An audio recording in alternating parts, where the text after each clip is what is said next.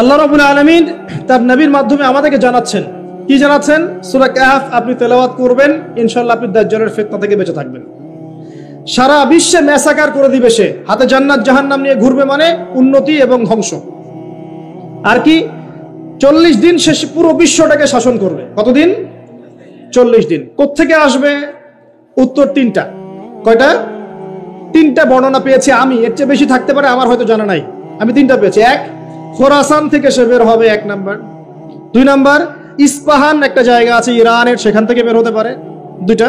3 number হচ্ছে শাম, Iraq. Iraq এবং শাম, শাম বলা হয় প্যালেস্টাইন সহ পুরো যে Jordan, Libya, Lebanon, Jordan, Lebanon, Syria, পুরো জায়গাটাকে শাম বলা হয়। কি বলা হয়? শাম। ইরাক এবং শামের মাঝখানের কোনো এক রাস্তা থেকে সে বের হবে। 3টা বর্ণনা আমার জানা মতো। এখন একটা কথা বলে দেয় যে ইরাক এবং শামের মাঝখানেই কিন্তু সেই রাষ্ট্রটা আছে যে রাষ্ট্রটাকে বের করে দিয়েছে। বুঝতে পারছেন কথা? সমাজদার কে লিয়ে কি কাফি ইশারা। আচ্ছা, এখন সে কি করবে? সে পুরো বিশ্বটাকে শাসন করবে, এবং যে তাকে আল্লাহ বলে স্বীকার করবে সে ওকে ছাড় দিবে, যে স্বীকার করবে না তাকে ধ্বংস করে দিবে। এমনকি একটা কওমের পাশ দিয়ে সে যাবে, বলবে তোমরা কি মানো যে আমি আল্লাহ? কওম বলবে না, মানি না, তখন ওদের করে ছেড়ে দিবে। একটা কওমের পাশে যাবে, বলবে তোমরা কি মানো যে আমি আল্লাহ? তারা বলবে হ্যাঁ মানি, তুমি আল্লাহ, নাউজুবিল্লাহ।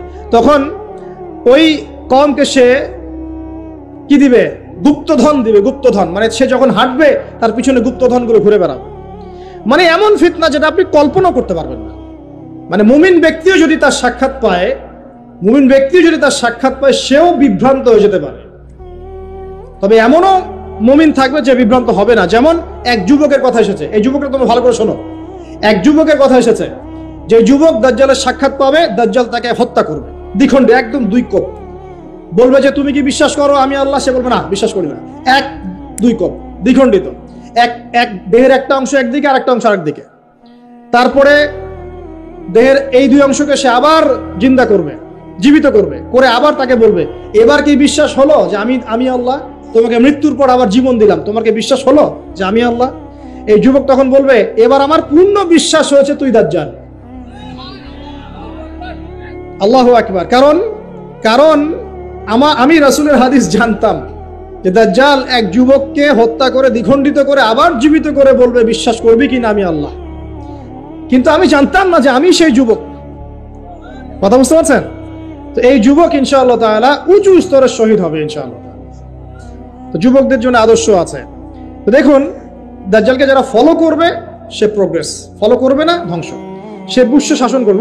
প্রশ্ন এখন একটা, সে কি একা একা বিশ্ব শাসন করবে? মানে একা কি করা যায়? কে তার অনুসারী হবে? কারা হবে অনুসারী? নবী সাল্লাল্লাহু আলাইহি ওয়াসাল্লাম স্পষ্ট বলছেন, কারা? ইস্পাহানের 70,000 অনুসরণ করবে। কত হাজার?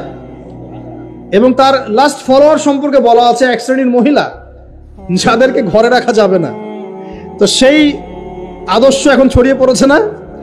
ফেমিনিস্ট রেভলিউশন ছড়িয়ে পড়েছে না? আপনি কি আপনার বোনকে ঘরে রাখতে পারছেন? আপনার স্ত্রী কি ঘরে থাকতে চায়? কেউ চায় না। এখন সবাই বাঁধন ছিন্ন করে বেরিয়ে যেতে চায়। আচ্ছা, আমি আসছি ওদের জায়গায়, শেষ করার আগে অবশ্যই তাদের জায়গায় আসবো ইনশাআল্লাহ। এখন এদের মধ্যে কি সবাই? উত্তর না, সবাই না। কারণ এমন অনেক ভালো আছেন যারা এখনো এদের পক্ষেই কথা বলে, এমনও আছে। তাহলে কারা? যারা জালেম। যারা কি? জালেমরা। এখন একটু লক্ষ্য করেন ওয়ার্ল্ডের দিকে তাকিয়ে, যে একটা বিশ্বকে শাসন করতে হলে আপনার বিশ্বের সব বড় বড় ডিপার্টমেন্টগুলোকে শাসন করতে হয় না? শ্রীলঙ্কা নাম শুনেছেন তো? শ্রীলঙ্কা কি বিশ্বের অর্থনীতিকে শাসন করতে পারবে?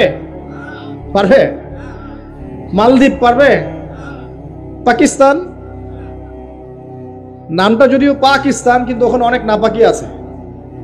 কথা বুঝতে পারছেন? অনেক নাপাকি আছে।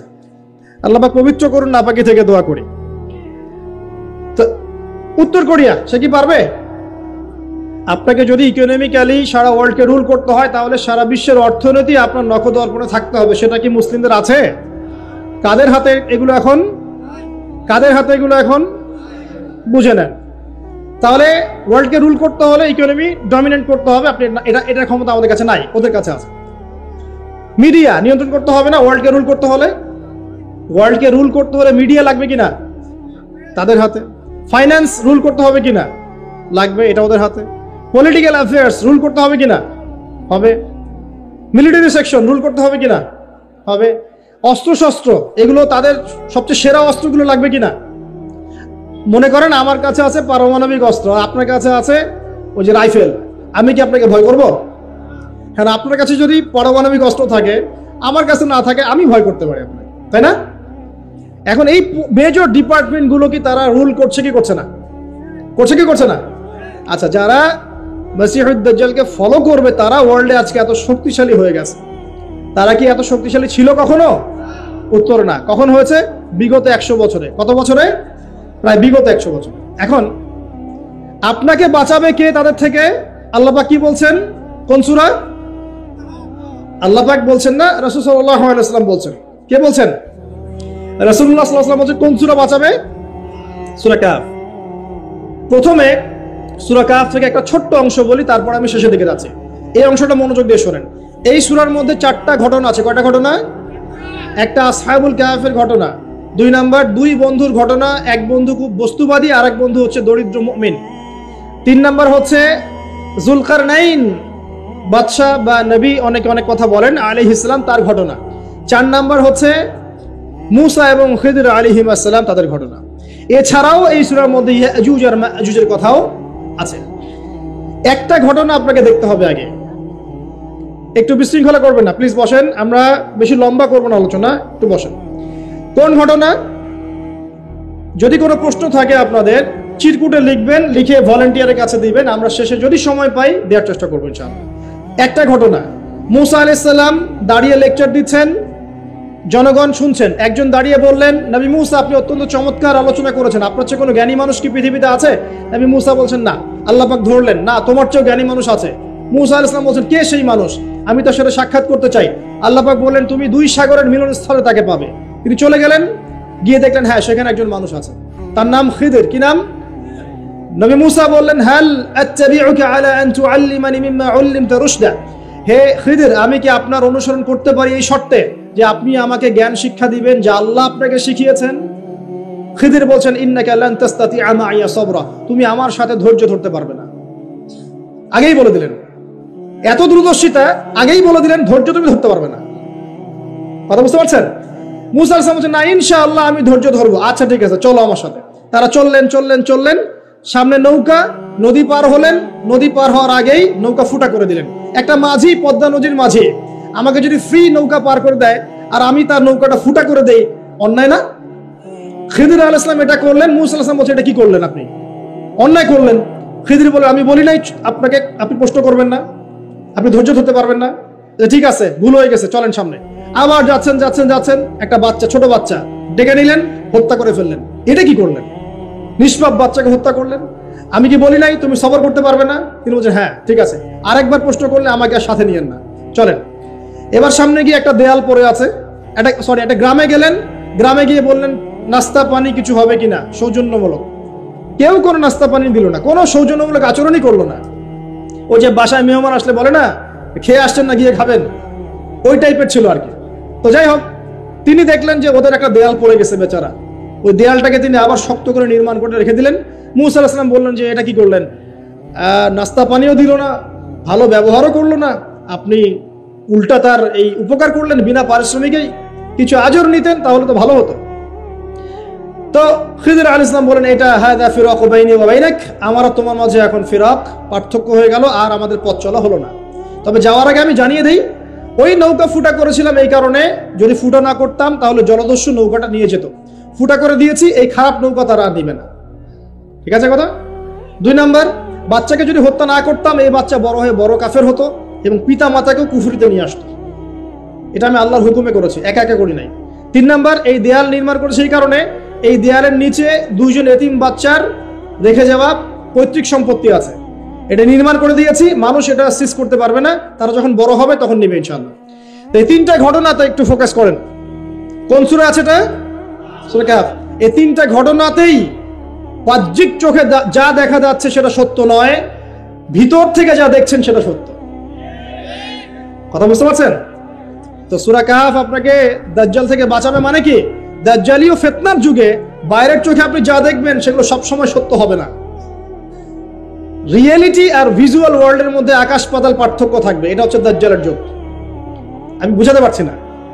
রিয়েলিটি আপনি দেখছেন বিশ্ব এগিয়ে যাচ্ছে খুব সুন্দর, বাস্তবতা হচ্ছে যে বিশ্ব এগিয়ে যাচ্ছে আস্তে আস্তে কিয়ামতের দিকে।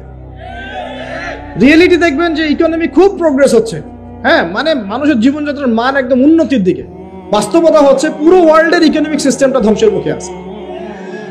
রিয়েলিটি হচ্ছে বাহ্যিক চোখে আপনি দেখছেন মেয়েরা এগিয়ে যাচ্ছে, ফ্যামিনিস্ট রেভলিউশন, মাথা খারাপ অবস্থা, ঠিক আছে, কিন্তু বাস্তবতা হচ্ছে মেয়েরা জাহান্নামের দিকে এগিয়ে যাচ্ছে। রিয়েলিটি আপনি দেখছেন চোখ দিয়ে যুবকরা খুব এগিয়ে যাচ্ছে, হ্যাঁ, সবাই উচ্চশিক্ষিত হচ্ছে মাশাআল্লাহ। বাস্তবতা কি জানেন? তাদের আত্মাগুলো দিন দিন মরে যাচ্ছে। রিয়েলিটি দেখছেন যে হ্যাঁ, পরিবারগুলো খুব সুখী, আমরা একদম বিল্ডিং তুলতেছি মাশাআল্লাহ, জমি জমা কিনতেছি। বাস্তবতা কি জানেন? পরিবারগুলোতে শান্তি নাই এখন। আমি বোঝাতে যাচ্ছি দাজ্জালীয় ফিতনার যুগে ভিজুয়াল ওয়ার্ল্ড মানে যা আপনি বাহ্যিক চোখে দেখছেন আর রিয়েলিটির মধ্যে আকাশ পাতাল পার্থক্য থাকবে, ঠিক খিদির এবং মূসা আলাইহিস সালামের ঘটনার মতো। বুঝতে পারলাম? অতএব আপনাকে দাজ্জাল, তার সভ্যতা, তার ফিতনা, তা থেকে বেঁচে থাকার পথ বুঝতে হলে আগে দৃষ্টিভঙ্গি চেঞ্জ করতে হবে। কি করতে হবে? দৃষ্টিভঙ্গি চেঞ্জ করতে হবে। খিদিরের দৃষ্টিভঙ্গি লাগবে। কার দৃষ্টিভঙ্গি? খিদির আলাইহিস সালামের। শুধু বাহ্যিক চোখ দিয়ে দেখলে হবে না, এক্সটার্নাল ভিশন দিয়ে দেখলে হবে না, ইন্টারনাল অবজারভেশনের দরজাটা খুলতে হবে। এখন এটা খুলে আপনি বিশ্বকে দেখেন, পরিবারকে দেখেন, সমাজকে দেখেন, রাষ্ট্রগুলোকে দেখেন, আপনি বুঝতে পারবেন যে ফিতনা কি পরিমাণে ধেয়ে এসেছে। এটাই নবী সাল্লাল্লাহু আলাইহি ওয়াসাল্লাম বলছিলেন, তোমাদের পরে এমন একটা যুগ আসছে, জামানা সবরিন, এমন জামানা, কঠিন সবরের জামানা, লিল মুতামাসসিকি ফি, সেখানে যদি এই নবী সাল্লাল্লাহু আলাইহি ওয়াসাল্লামের সুন্নাত কেউ ধরে রাখতে পারে, আজরুনা 50 শাহীদা মিনকুম, তোমাদের মধ্যে 50 জন শহীদ সাহাবীর নেকি পাবে ইনশাআল্লাহ। এটা সেই জামানা নয়। ভালো করে খিদিরের চোখ দিয়ে দেখেন, খিদির আলাইহিস সালাম কি শুধু বাইরের চোখ দিয়ে দেখেছিলেন, না আল্লাহ পাকের মারিফত দিয়ে দেখেছেন? আল্লাহ পাকের নূর দিয়ে দেখেন নাই? মূসা আলাইহিস সালাম নবী হয়েও বুঝতে পারছেন না কেন এটা করেছেন, কেন বাচ্চা হত্যা করছেন, কেন নৌকা ফুটা করলেন, কেন আপনি দেয়াল নির্মাণ করছেন, কিন্তু খিদির আলাইহিস সালাম আল্লাহ পাকের নূর দিয়ে দেখছেন, তিনি বুঝতে পারছেন দূরে কি হতে যাচ্ছে। তো সবাই কি খিদির হতে পারবে? খিদির হতে না পারলে কি আপনি ঘ্রাণ পাবেন? আপনি সেটা দেখতে পারবেন না যা খিদির দেখছেন, আপনি সেটা শুনতে পারবেন না যা খিদির শুনেছেন। আপনি যদি খিদির আলাইহিস সালামের মতো হতে পারেন, আপনি এমন কিছু উপলব্ধি করবেন। নাম্বার বেশি বেশি কোরআন তেলাওয়াত লাগবে। কি লাগবে? কোরআন তেলাওয়াত শুধু মৌখিক ভাবে না, অর্থ বুঝে পড়ার চেষ্টা করতে হবে। মৌখিক করলে নেকি পাবেন ঠিকই, কিন্তু অর্থ বুঝে না পড়লে আপনি পথ খুঁজে পাবেন না। 5 নম্বর লাগবে আমাদের সবার হালাল রিজিক। কোন রিজিক? সুদ ঘুষ দুর্নীতির কাছে যাওয়া যাবে না। 6 নম্বর লাগবে আমাদের আত্মশুদ্ধি। আত্মশুদ্ধি মানে কলব পরিষ্কার করতে হবে। কলব পরিষ্কার করার জন্য লাগবে বেশি বেশি আল্লাহর জিকির, ইলম অর্জন করা এবং আল্লাহওয়ালা মানুষের সোহবতে পড়ে থাকা। একা একা নূর অর্জন করা যাবে না। আল্লাহওয়ালা মানুষের সোহবতে পড়ে থেকে জ্ঞান চর্চার মধ্য দিয়ে, আল্লাহর জিকির, কোরআন তেলাওয়াত, আত্মশুদ্ধির মধ্য দিয়ে আপনি ইনশাআল্লাহ নূর পাবেন ইনশাআল্লাহ। আর কি কি করা যাবে না? অল্প বলছি, বেশি বলবো না। কি কি করা যাবে না? 1 নাম্বার, সবচেয়ে বড় কথা, মনের মধ্যে কোনো রকম হিংসা রাখা যাবে না। কারো প্রতি হিংসা করবেন, নূরের সাথে আপনার কোনো সম্পর্ক নাই। 2 নাম্বার, অহংকার মন থেকে বের করতে হবে। কি বের করতে হবে? অহংকার কি জিনিস? আপনার কাপড়টা সুন্দর হোক, এটা অহংকার নয়। জুতা সুন্দর, ভালো পারফিউম ইউজ করেন, আপনার বাড়িটা সুন্দর, এগুলো অহংকারের নিদর্শন নয়। অহংকারের নিদর্শন হচ্ছে 2টা। একটা হচ্ছে মাতারুল হাক্কি ওয়া গামতুন নাস, সত্যকে প্রত্যাখ্যান করা, অন্য মানুষকে তুচ্ছ তাচ্ছিল্য করা। এই 2টা হচ্ছে অহংকারের নিদর্শন। মনে কোনো প্রকার অহংকার রাখলে আল্লাহর নূর পাওয়া যাবে না।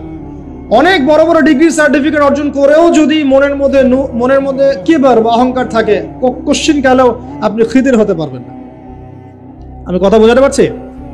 ইবলিসের অনেক বড় মাকাম ছিল। কিরকম? তাকে আল্লাহ পাক একদম ফেরেশতাদের সর্দার বানিয়ে দিয়েছে। তার প্রচুর জ্ঞান ছিল, প্রচুর আবেদ ছিল, প্রচুর ইবাদত করত। শুধুমাত্র কিবার, অহংকারের কারণে সে আজকে জাহান্নামী। আবা ওয়াস্তাকবার, সে উদ্ধত হয়েছিল, অহংকার প্রদর্শন করেছিল, তাই নয় কি? কেন আমি আদমকে সিজদা করব? খলাকতানি মিন নার, আমাকে সৃষ্টি করেছেন আগুন দিয়ে। ওয়া খলাকতাহু মিন তিন, তাকে সৃষ্টি করেছেন মাটি দিয়ে। কেন আমি আদমকে সিজদা করব? এখন এই অহংকার চারপাশে দেখা যায় না? ওরা কি বোঝে দিনের, আমরাই তো সব বুঝি। ওরা আর কি পড়াশোনা করছে, আমি তো সব পড়াশোনা করছি। ওর কি আর বড় বড় ডিগ্রি সার্টিফিকেট আছে নাকি? আমার আছে। তারপরে আমাদের দলই চূড়ান্ত সফল, বাকি দল সব জাহান্নাম, এরকম অ্যাটিটিউড আছে না? তুমি আমার দলের ফর্ম পূরণ করো নাই, তোমার জান্নাত কে নিয়ে যাবে? ফর্ম পূরণ করলে তুমি জান্নাতে যাওয়ার লিস্ট পাবো আমার কাছ থেকে। ভাবখা না এমন, মুখে না বললে। আমাদের মধ্যে কিবর নাই, আমরাই চূড়ান্ত, বাকিরা সব বিভ্রান্ত। বিভিন্ন অনেক বড় বড় সভ্যতা বলছে আমরাই একদম মানবতার স্বর্ণ শিখরে, বাকি সব ককরোচ। এই কিবর যার মধ্যে আছে সে কোশ্চিন কালে নূর পাবে না। আর কি করা যাবে না? 1 নম্বর হিংসা, 2 নম্বর কিবর, 3 নম্বর অপবাদ। কারো উপর মিথ্যা অপবাদ দেওয়া যাবে না। কারো প্রতি মিথ্যা অপবাদ দিলে আপনি আল্লাহর নূর পাবেন না। 4 নম্বর হচ্ছে পরশ্রী কাতরতা। কার উন্নতি দেখছেন খুব জ্বলে, উন্নতি অগ্রগতি প্রগতি দেখছেন খুব জ্বলছে, এই পরশ্রী কাতরতা থাকলে কোশ্চিন কালেও আল্লাহর নূর পাবেন না। আমার কেন হয় না, তার কেন হচ্ছে, হ্যাঁ আমি কেন পারছি না, সে কেন পারছে, আমার কেন মূল্য নাই, তাকে কেন মূল্য দিচ্ছে, এই যে পরশ্রী কাতরতা, এগুলো থাকলে কোশ্চিন কালেও আল্লাহর নূর পাওয়া যাবে না। আরেকটা বিষয় বলবো যে গীবত তহমত, একটা কথা, গীবত তহমত এবং গীবত তহমত বেশি করে বললাম, আর বাকি যত কবিরা গুনাহ আছে, এই যে সুদ বলেন, জেনা বলেন, দুর্নীতি বলেন, অন্যের সম্পদ আত্মসাৎ বলেন, বড় বড় কবিরা গুনাহ যেগুলো আছে এগুলোর সাথে স্পেশালি গীবত তহমত যদি থাকে আল্লাহর নূর পাওয়া যাবে না। ব্যাস, এখন নূর অর্জন করে কিভাবে পথ চলবো খুব শর্ট করে বলে দিই। 1 নাম্বার, প্রিয় ভাইরা সবাই মনোযোগ দিয়ে শুনুন, সবাইকে, আমাদের সবাইকে, যদি আমরা কি ইসলামের বিজয় চাই? আমরা কি সবাই জান্নাতে যেতে চাই? আমরা কি চাই যে আমরা পুরো বিশ্বের বুকে আবার মাথা তুলে দাঁড়াই? হ্যাঁ ভাই, চাই না? আচ্ছা, আমরা কি চাই না আমাদের পরিবারগুলো সুন্দর হোক, সবাই হালাল রিজিক খাই, আমরা আমাদের সন্তানদেরকে ভালো একটা বিশ্ব দিয়ে যাই? আমরা চাই না? আচ্ছা, যদি চাই কিছু করণীয় আছে। কি আছে ভাই? কিছু করণীয় আছে। করণীয় এমনি এমনি কি অ্যাচিভ করতে পারবো নাকি? বিরিয়ানি বাসায় বসে বসে বিরিয়ানি খেলে হবে? জিলাপি খোরমা লাড্ডু খেলে হবে নাকি? কিছু কাজ তো আছে নাকি? কাজ করবেন তো ইনশাআল্লাহ। 1 নাম্বার হচ্ছে জ্ঞান অর্জন, জ্ঞান অর্জন এবং জ্ঞান অর্জন। জ্ঞান অর্জনের কোনো বিকল্প নাই। বারবার বলছি, একা একা পড়েও কিন্তু জ্ঞান অর্জন হবে না, আপনাকে আল্লাহওয়ালা মানুষের কাছে আসতে হবে, মনে রাখবেন। ঠিক আছে? একা একা মেহনত করবেন, দোয়া করবেন, চেষ্টা করবেন, কিন্তু ওস্তাদ লাগবে না? ওস্তাদ লাগবে। জেনারেল ভাইরা যারা আছেন, যে যেখানেই পড়ছেন পড়েন, কিন্তু ইসলামিক বেসিক পড়াশোনাগুলো করেন। আকিদা পড়েন, কোরআন পড়েন, হাদিস পড়েন, ইসলামের ইতিহাস পড়েন, সিরাত পড়েন, এবং আলেমদের সাথে সম্পর্কিত রাখেন, একা একা বিচ্ছিন্ন হয়ে যায় না। ঠিক আছে? যে মাযহাব আপনার ভালো লাগে আপনি ফলো করেন। আমি আপনাকে এগুলো নিয়ে কথা বলতে আসিনি, আমি জাস্ট বলতে আসছি যে আপনি যেখানেই থাকেন দ্বীনের জ্ঞানের চর্চা করেন, আপনার দৃষ্টিভঙ্গি আল্লাহ পাক উদার করে দেবেন ইনশাআল্লাহ। ঠিক আছে? যে সালাফি হন, আহলে হাদিস হন, মাযহাব ফলো করেন, যাই হন আপনি, যেটাই হন, হকপন্থী হন, আপনি সত্যের পথে থাকেন এবং ওলামায়ে কেরামের সাথে সোহবতে থাকেন। আর নিজেকে চূড়ান্ত একদম জান্নাতি মনে করবেন না। এমন হতেই পারে যে আপনার মধ্যে যে যতটুকু জ্ঞান আছে এর চেয়েও বেশি জ্ঞান অন্য কারো কাছে থাকতে পারে। অতএব সবার ক্ষেত্রে আপনি একটু উদার হওয়ার চেষ্টা করেন, আল্লাহ পাক আপনার কলবে নূর দিবেন ইনশাআল্লাহ, তাজকিয়া দিবেন ইনশাআল্লাহ। 1 নাম্বার জ্ঞান। 2 নাম্বার হচ্ছে আমল বাড়ানো। বেশি বেশি ব্যক্তিগত আমল বাড়াতে হবে, পারবেন ইনশাআল্লাহ? সময় নষ্ট করা যাবে না প্রিয় ভাইরা, বেশি বেশি ব্যক্তিগত আমল বাড়াতে হবে। নামাজ বাড়িয়ে দেন, রোজা বাড়িয়ে, দান সদকা বাড়িয়ে দেন, দিনী প্রতিষ্ঠানগুলো হোক আর দিনী প্রজেক্টগুলো, এগুলোতে বেশি বেশি সদকা করেন, আল্লাহ পাক তৌফিক দান করুন।